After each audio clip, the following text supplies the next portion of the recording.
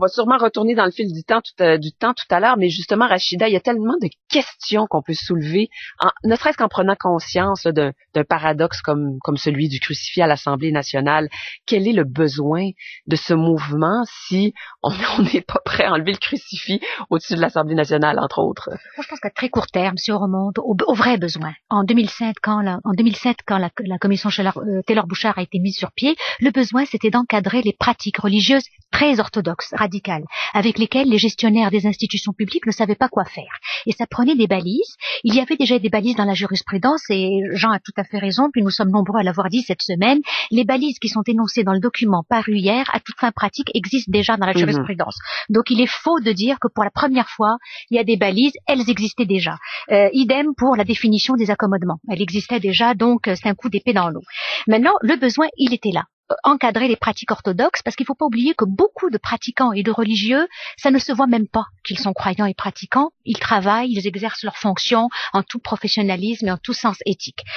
Donc le besoin, il est là. Là où il y a un problème, c'est que on avait besoin de baliser les pratiques orthodoxes, je dis bien pas toutes les pratiques religieuses, et là on se retrouve avec une charte des valeurs. Donc ce n'est pas une charte de la laïcité, c'est une charte des valeurs. On indique qu'il y aurait laïcité, mais on y soustrait automatiquement les catholiques.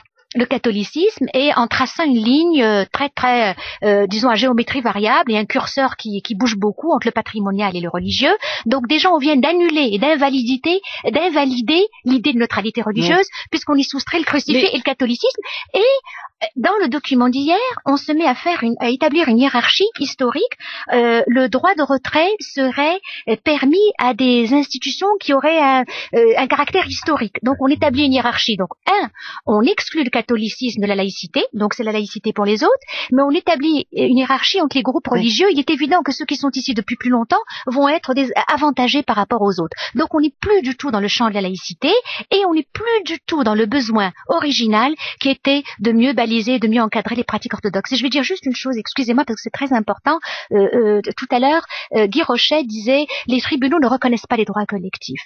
C'est pas tout à fait exact, parce que les tribunaux, oui, la Cour suprême du Canada a tendance à interpréter de manière très généreuse la liberté individuelle, mais dans les deux chartes, la québécoise et la canadienne, il est dit explicitement dans le préambule que les libertés et droits individuels s'exercent dans le respect du bien-être général et des droits d'autrui et de l'ordre public. Et ça veut dire que les tribunaux procèdent à un équilibrage entre le collectif et l'individuel. Donc il est inexact de dire que pour l'instant c'est pas le cas. C'est étrange que ce soit posé par le Parti québécois, parce que le Parti québécois semble se chercher justement une espèce de pas de slogan, mais de thématique qui pourrait rallier une partie de son électorat, qui pourrait peut-être relancer la question nationale. Je sais que je me ferai pas des amis en disant ça, mais pour moi, c'est clair qu'il y a dans ce débat-là, il y a probablement une volonté des stratèges du Parti québécois de relancer l'idée nationale qui stagne autour de entre 30 et 40%. Mais est-ce que c'est les bonnes bases pour la relancer? Ça, c'est pas, Rachida là-dessus. C'est ça, je pense que c'est important effectivement de rappeler qu'il y a quelques années, en 2007, il y a eu une demande forte il faut qu'on affirme nos valeurs, qui sommes-nous, comme ça nous pourrons dire aux autres ce que nous voulons, etc. Là où il y a une grande maladresse, et tout ça sans l'improvisation la plus totale, c'est que quand on les énonce, ces valeurs, la seule valeur qui réapparaît dans les discours du PQ en ce moment, et même dans le discours du Parti libéral d'ailleurs, c'est l'égalité des sexes. Et c'est comme si c'était la valeur québécoise par excellence. Ce n'est pas la valeur québécoise par excellence, d'une part. D'autre part, encore une fois, d'un point de vue juridique, elle est déjà protégée dans la charte, puisque l'article 10 de la charte stipule que le droit à l'égalité s'applique aussi au sexe. Et l'autre valeur qui pourrait être caractéristique, c'est la neutralité religieuse de l'État. Et là, c'est la seule chose intéressante de ce débat-là, c'est de dire est-ce qu'on peut transformer cette neutralité qui est un principe lui donner force de loi avec une vraie charte de la laïcité, mais en s'y soustrayant, le gouvernement perd toute crédibilité. Donc la liste des valeurs, oui, mais elle est où cette liste? On la voit pas. On arrête à l'égalité des sexes et à la neutralité religieuse de l'État pour automatiquement l'invalider.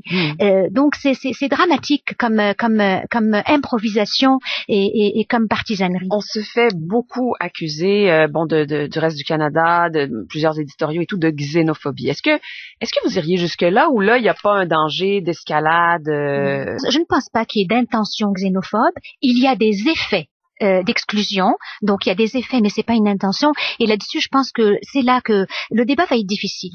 Il va y avoir de la diabolisation, de la polarisation, de la surenchère verbale, et c'est là qu'aujourd'hui, plus que jamais au Québec, le rôle des intellectuels est important. Je pense qu'il est important de faire montre de sagesse et de sortir ces arguments pour ou contre. Je pense que tout le monde n'est pas obligé de manière sage et sans verser dans la surenchère, parce que ce serait pas intéressant. Ouais. Quelques commentaires d'auditeurs. Rémi Tanguay qui dit: si le gouvernement veut être sincère avec ce qu'il dit au sujet du crucifix, qui est maintenant un souvenir du passé, pourquoi est-ce qu'ils ne le mettent pas sous verre sur un podium comme dans un musée? Mais c'est l'éléphant blanc dans la pièce. Il reste quand même que pour tout laïc, si on veut être un laïc sérieux, le crucifix à l'Assemblée nationale, c'est l'éléphant blanc dans la pièce. J'aimerais quand même terminer avec un courriel, une question de Emmanuelle Tétrault de Montréal.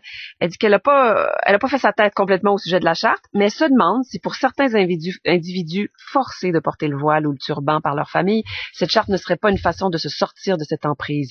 Bien sûr, on ne les entendra pas sur la place publique, mais elle serait curieuse de savoir ce que vous en pensez. Est-ce que Rachida, qu'est-ce que vous en pensez? Oui et non. C'est-à-dire que oui, c'est sûr que la laïcité, ça aide, la neutralité, mais une vraie neutralité. Si on parle d'une neutralité sans une vraie, là, pas une neutralité de mauvaise foi comme celle qu'on est en train de nous passer.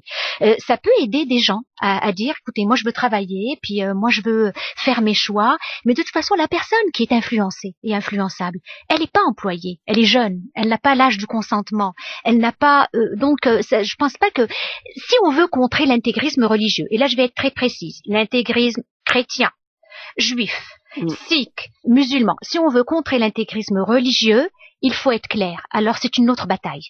Il faut faire une bataille pour contrer l'intégrisme religieux. Mais il ne faut pas se servir d'une charte de la laïcité pour ça. La laïcité peut avoir comme effet bénéfique d'atténuer l'intégrisme, mais rien n'est moins sûr. Regardez la France. Ouais. Mais vous me direz, les pays multiculturalistes non plus, ça va pas mieux, mais si c'est l'intégrisme religieux qu'on veut combattre, alors que le chat sorte du sac et qu'on dise, on a un problème d'intégrisme religieux, on soupçonne qu'il y a une montée de tous les intégrismes et il faut combattre cet intégrisme-là sur le terrain juridique et sur le terrain de l'éducation et de la pédagogie. Mais ne nous servons pas d'une charte des valeurs pour contrer l'intégrisme religieux qui existe, qui est dangereux, qui n'est pas souhaitable, qu'il faut prévenir et contrer, mais pas avec cet instrument-là.